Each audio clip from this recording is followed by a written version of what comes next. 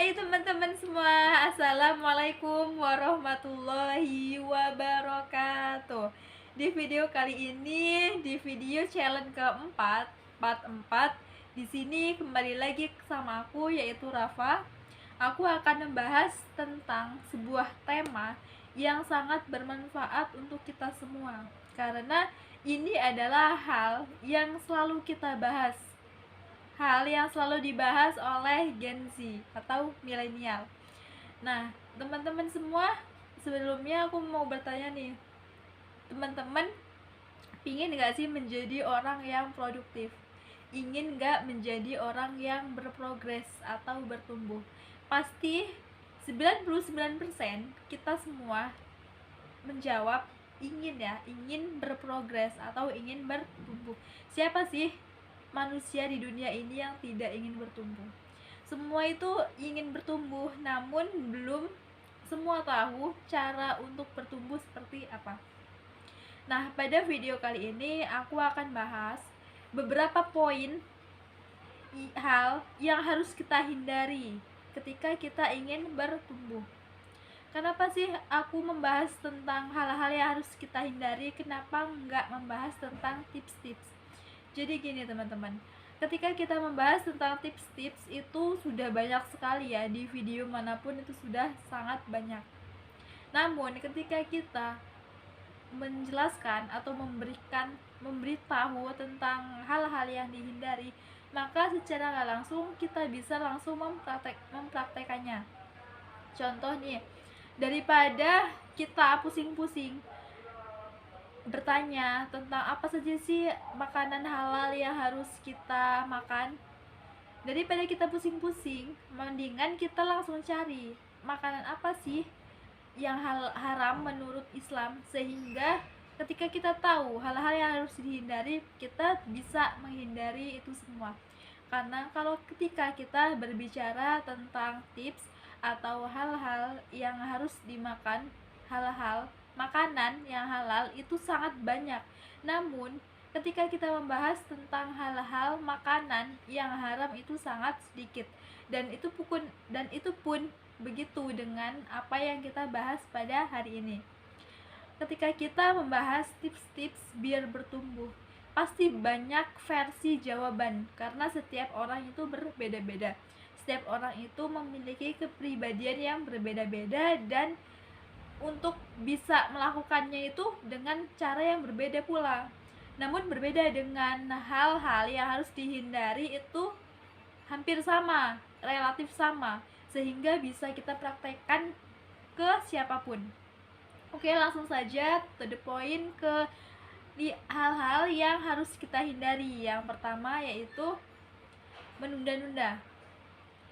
Teman-teman semua pernah gak sih ngerasa ketika kita menunda sebuah pekerjaan, maka hasilnya itu kita jadi gupek-gupek sendiri, kita jadi tidak fokus, kita jadi terlena akan kesenangan. Contoh nih, kita sekarang mahasiswa, niatnya kita abis maghrib itu mau membuat makalah, namun kita menunda-nunda. Wah, mumpung masih lama waktu buat makalahnya, mending scroll TikTok dulu lah. Nah, pas ketika sudah scroll TikTok, tiba-tiba kita baru ingat nih tugas kita belum kelar.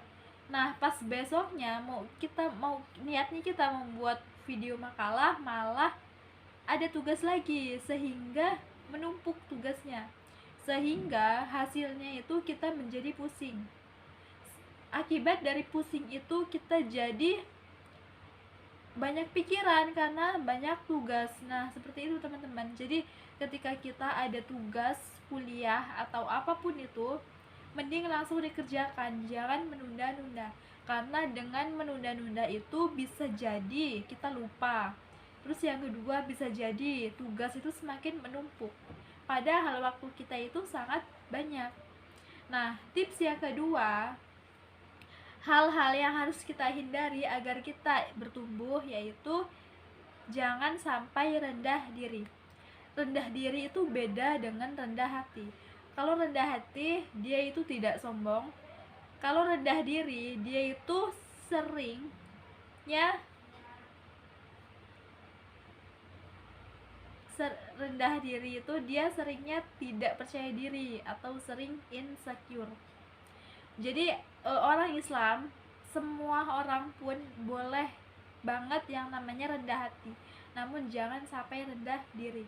Karena orang yang rendah diri, orang yang merasa rendah diri, itu pada hakikatnya dia itu tidak percaya diri. Dia itu terlalu memikirkan, terlalu terfokus terhadap kekurangannya dia, yang dampaknya ketika dia sering rendah diri, dia sering tidak percaya diri, dia sering fokus terhadap kekurangan, yang ada dia merasa bahwa dirinya itu tidak berharga.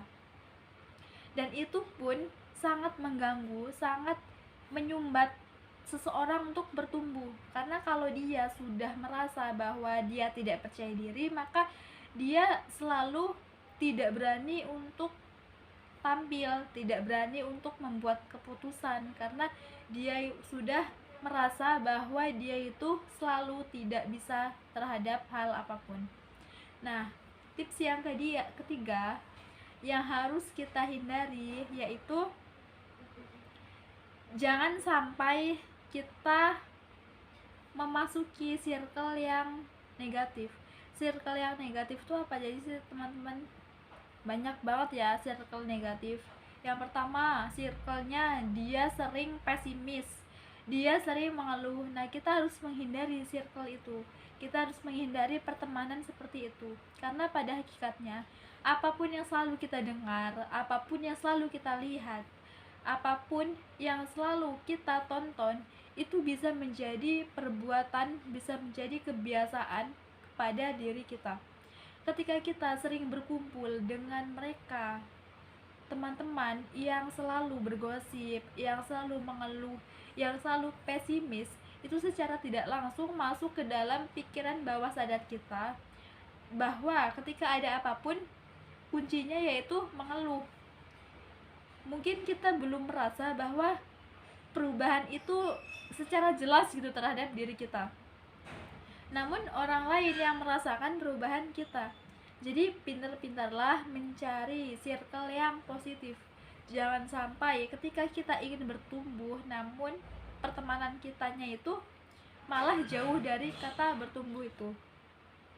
Ketika kita ingin mencari orang yang ingin mencari teman yang bisa sama-sama belajar, maka kita pun harus berusaha untuk mencarinya. Dan kita pun harus tahu bahwa kita itu ingin bertumbuh dalam hal apa. Contoh, kita ingin bertumbuh untuk bisa mengetahui agama Islam secara mendalam. Ya udah, kita bergabunglah dengan pertemanan yang bisa mengajak kita kepada kebenaran. Jangan sampai kita ingin menjadi orang yang soleh-solehah, namun kita malah berkumpul dengan orang yang jauh dari kata soleh dan solehah. Nah, poin yang keempat yaitu hal-hal yang harus kita hindari agar kita bisa bertumbuh, yaitu menghindari hal-hal yang bisa membenarkan kita, menghindari pembenaran kita.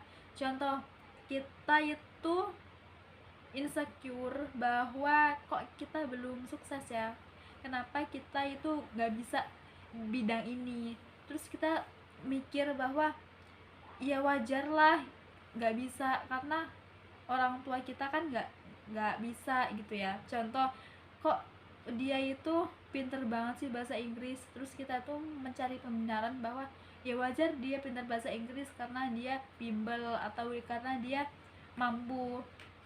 Nah, itu tuh yang harus kita hindari, karena yang namanya pembenaran itu cuma hal yang menuju kita kepada seorang pecundang gitu. Karena orang yang mau bertumbuh, orang yang mau berprogres, dia itu siap untuk menerima kritikan, masukan, sehingga dengan kritikan dan masukan itu dia bisa mengevaluasi diri bahwa oh iya, tadi perbuatan saya belum benar, Nah, ketika mendapatkan kritikan ya udah, berarti besok jangan sampai diulangi lagi. Itu. Jadi jangan sampai ketika kita melakukan kesalahan, kita itu malah membenarkan diri padahal udah jelas-jelas kita salah. Seharusnya yang kita lakukan adalah menerima kritikan itu apabila itu benar dan meminta solusinya seperti apa, sehingga dengan solusi itu bisa kita praktekin sehingga kita bisa menjadi orang yang lebih baik lagi. Oke teman-teman semua, mungkin cukup sekian dari saya karena sudah lumayan lama dan butuh banyak pemahaman dengan teman-teman semua.